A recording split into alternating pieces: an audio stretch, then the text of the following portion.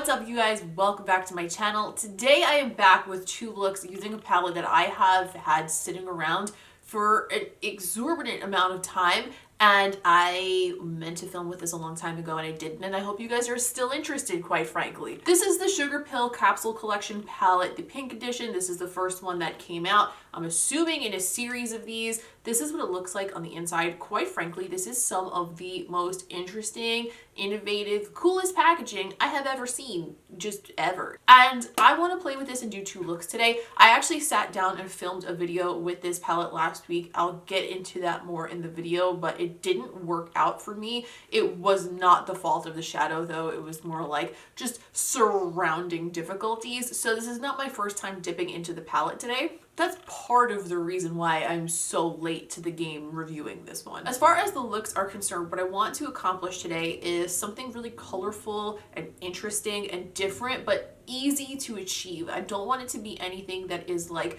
really difficult to create, but I still want it to have like a ooh, wow, look at that, that's interesting and I didn't do it before kind of a feel. So that's the plan for the day. Before we get into it, please don't forget to leave a like on this video. It's very helpful and I really appreciate it. Don't forget to subscribe or I will come to your house and eat all of your pudding. And I know that you're thinking, Nicole, I have a really big supply of pudding. There's no way you can eat it all. Don't try me.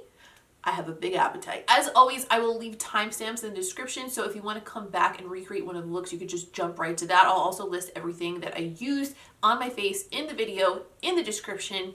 I think that's all you need to know. So let's get into doing two looks with the SUGARPILL Capsule Collection palette. I just curled my hair before I sat down to film and I look a little bit like the Cowardly Lion right now. Like my hair is huge and like too curly, but it'll settle in. I've had this palette for a while and I did sit down last week to try to film with it. I had a lot of technical issues. My eyes were really watery and I kept reading the looks and I just kind of scrapped the video and just moved on to the next thing because sometimes you have to know when to cut your losses. Even though that was the case, I actually felt like the formula from what I saw of it trying to film that video was really good, and I'm super pumped to recreate the look that I started in that video, but make it even better and hopefully make it not water off my goddamn eyeballs. So to begin, I'm going to go into this shade right here called Glory. I also haven't cleaned my brushes since the last time I filmed, so don't judge me, or do judge me, but just judge me and then go about your life and forget that you're judging me. Thank you so much. I'm gonna take that color on this BH number 6 and I'm going to put that through the entire crease area. I really like this shade.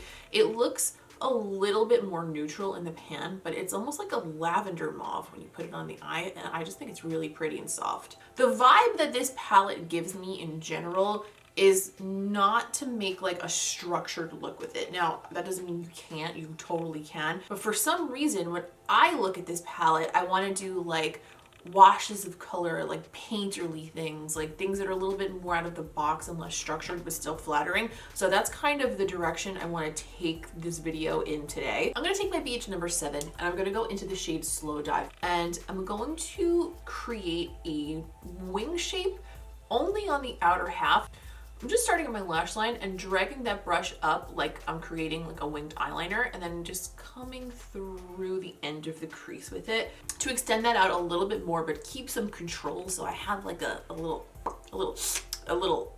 beep, boop, a point. Why so many noises for the word point? I'm going to use my Sigma E36. I'm going to go back into that shade Slow Dive, and I'm just going to go along the edge of that and just flick it out farther right at the end and just perfect that shape however I see fit. And I'm going to take what's left of that color on the brush and just start flicking that toward the center of the lid to blend it. I'm pretty impressed with how this blue blends because matte blues, my, sometimes they can be caca doo-doo garbage, but this is pretty even. I'm gonna grab a pencil brush. I'm going to go into the shade Baby Doll right here. It's like a periwinkle lavender purple shade, and I'm gonna use that just to blend the edge of that bright blue out into the abyss and the nothingness, into the void that we call existence. That's dark. I'm gonna take my Sigma E36 and I'm gonna go back over both of those, just blend them together softly, softly.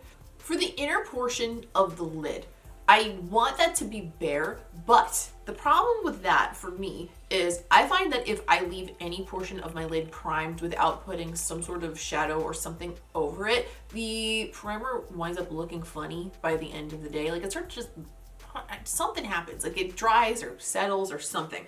So what I'm gonna do is I'm gonna grab my all-nighter powder from Urban Decay. This is their translucent pressed powder. It's also waterproof. This is fantastic powder, by the way. I wear this like if I'm gonna be wearing a light face of makeup and then like going to the gym later or something, and I feel like it makes a huge difference in how my makeup sits, and it's like the most undetectable translucent, I can't get that word out sometimes, translucent thing that I've ever used. So if you're looking for a good pressed powder, I really recommend this one. But today I'm just using it in that empty space just to make sure that we set that bare spot.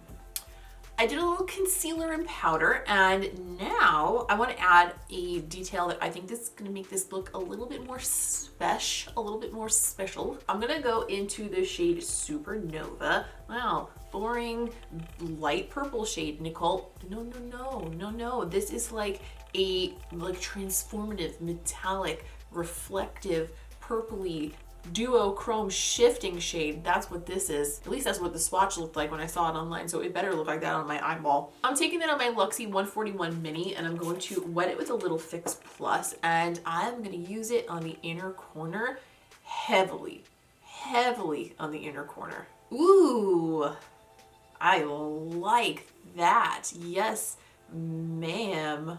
Because I like the light, airy, kind of ethereal vibe that we've got going on for the waterline, I'm just going to take my Benefit Roller Eye Bright, just a nude pencil, run it right through that waterline to brighten things up a bit.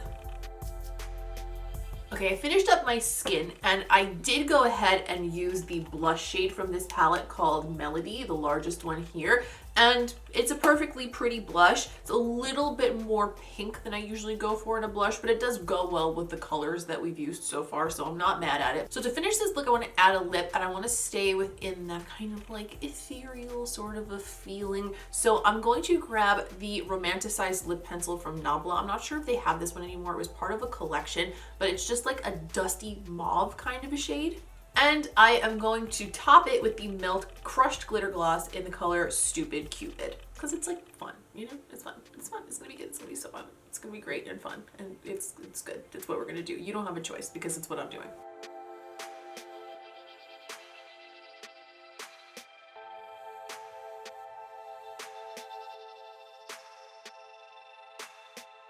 And this is the first look.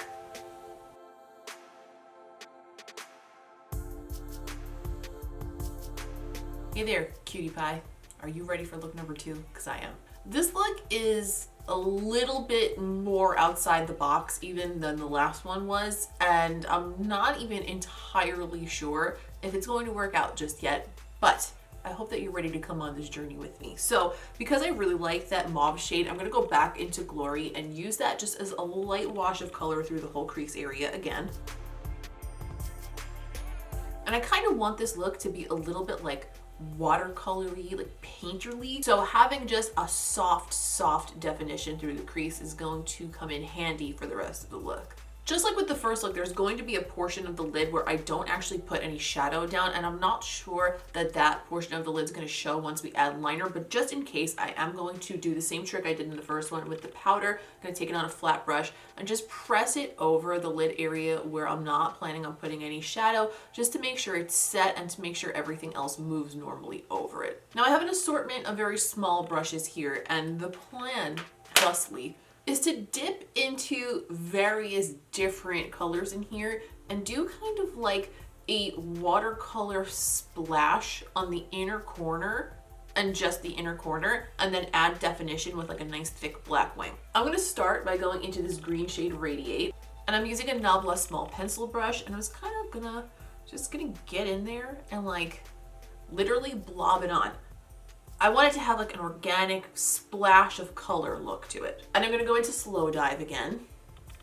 And do the same thing, just next to it and kind of overlapping it a little bit. You kind of can't fuck it up, you know? If it looks weird, just go over it with something else that winds up making more sense. We're gonna go into a little bit of baby doll. I'm just wiping this brush off between each color, by the way. And I'm gonna pop that in between those two. I'm gonna switch to a pencil brush. I'm gonna go into the shade Cloud 9, and I'm gonna wet that with a little bit of Fix Plus. On another small pencil-y brush, this is an e.l.f. brush, I'm gonna go into the shade Undone. I'm gonna dab that over a little portion of where we have this blue, and I'm gonna use that in more of like a dotting motion, kind of like add a bit of a splashy effect there. Next, I'm gonna go into Ember.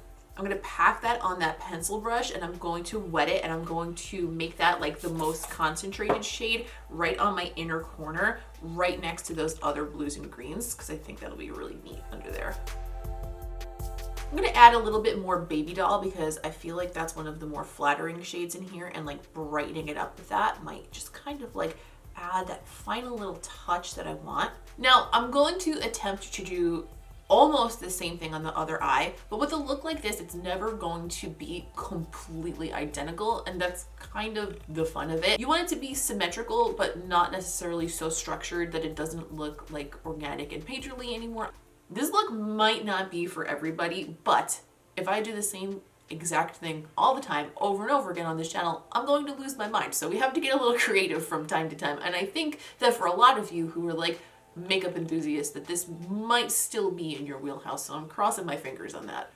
Okay, now that this sort of matches on both sides, and you guys are probably like, Nicole, you've lost it, I'm going to go ahead and add a black wing. I'm going to use my Urban Decay Perversion liquid liner, and I'm going to create a very crisp, thick daddy black wing. If you prefer a smaller wing on your eye shape, you could totally do that too. It's more about like the depth of the black and the crispness of the line than the actual size of it. I just happen to prefer a thick wing on myself.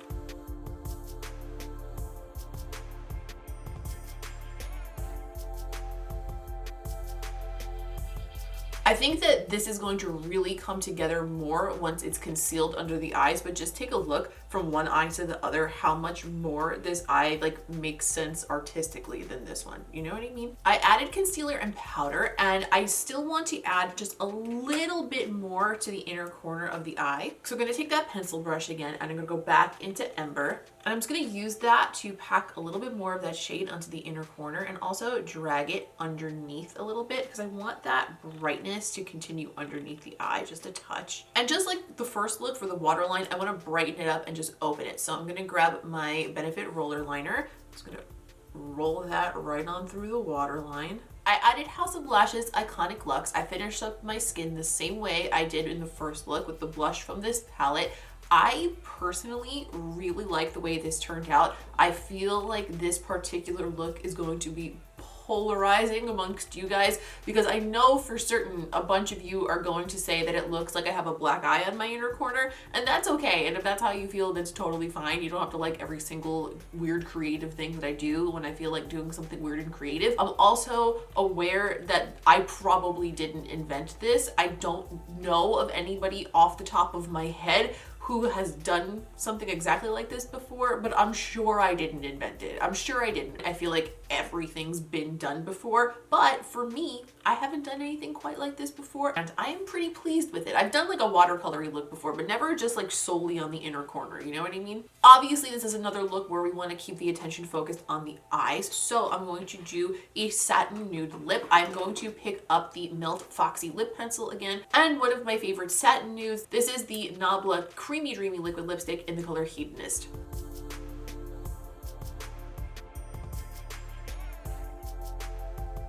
And this is the second look.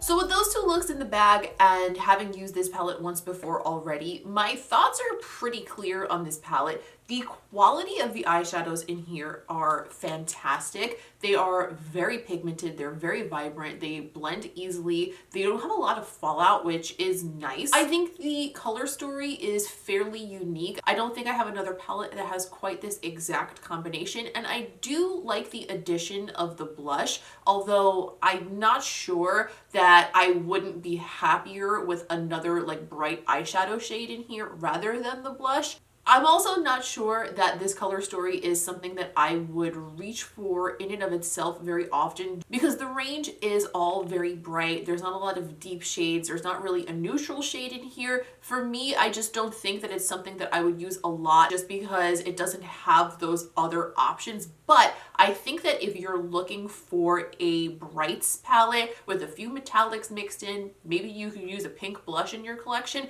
I think that you'll really like this. I also think the unique packaging is fantastic. Overall, I think this is a great palette, and I'm excited to see what they do with this line going forward. If they continue making capsule collections, like this is pink edition, maybe they'll come out with blue next or something. I don't know, that's just a complete guess.